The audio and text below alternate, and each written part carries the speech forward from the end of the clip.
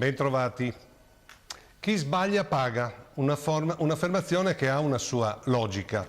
Se mentre guido la mia auto causa un incidente, devo pagare il danno che ho provocato. Se un ingegnere sbaglia i calcoli e il ponte o il palazzo da lui progettato poi crolla, è normale che risponda in solido per il suo errore. E potrei continuare all'infinito. Così funziona. Chi sbaglia deve rifondere il danneggiato. Ma, e questa è la domanda di quest'isola, siamo certi che lo sia in tutti i casi? Io penso proprio di no. Io credo che nel caso dei magistrati questo assioma non debba valere, anche se di primo acchito sembrerebbe una cosa giusta e corretta. In realtà non lo è affatto. Vediamo assieme alcuni motivi tra i tanti del perché non è nell'interesse dei cittadini che il chi sbaglia paga venga applicato ai magistrati, come sembra invece voglia fare il governo Renzi con la complicità del Caimano. Innanzitutto bisogna sapere che la responsabilità civile dei magistrati c'è già dal 1988, ma solo per dolo o colpa grave, e cioè quando il giudice sbaglia volutamente oppure è così ignorante che non conosce le leggi.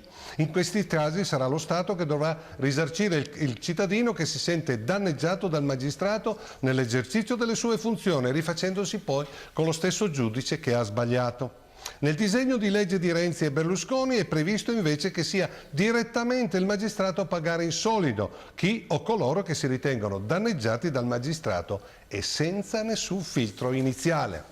Poi c'è un altro mito da sfatare, ovvero quando la sentenza di primo grado viene rovesciata in appello si dice che il tribunale ha sbagliato.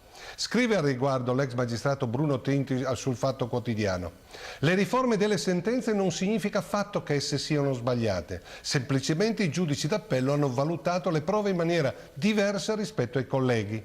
E questo è il punto centrale.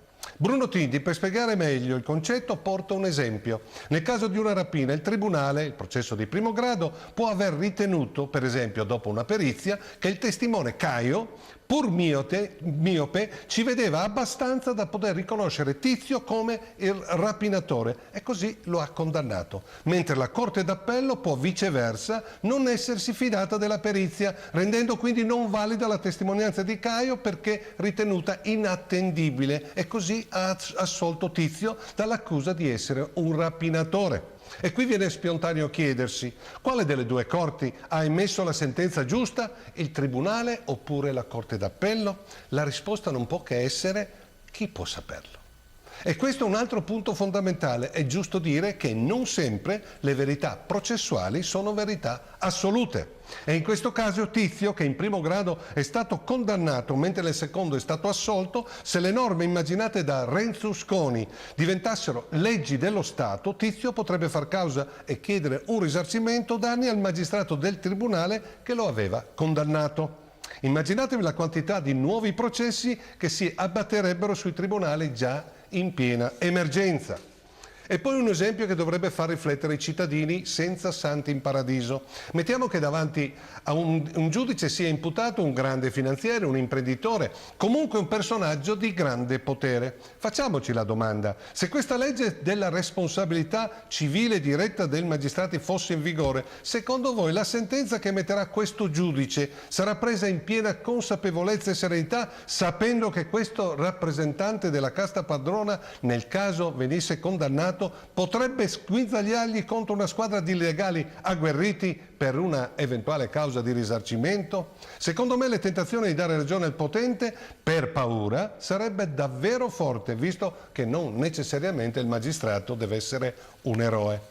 Ma è l'ultima chicca di questo disegno di legge del governo che fa rabbrividire. Basta che l'imputato faccia causa al suo giudice naturale per obbligare il giudice stesso ad astenersi dal processo e così, continuando a far causa a catena ai giudici che sostituiscono il precedente, il processo non si farebbe più, arrivando inevitabilmente alla prescrizione.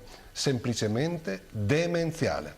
Voglio anche ricordare che in nessun paese democratico esiste una legge simile a quella che vorrebbero imporre Renzi e Berlusconi.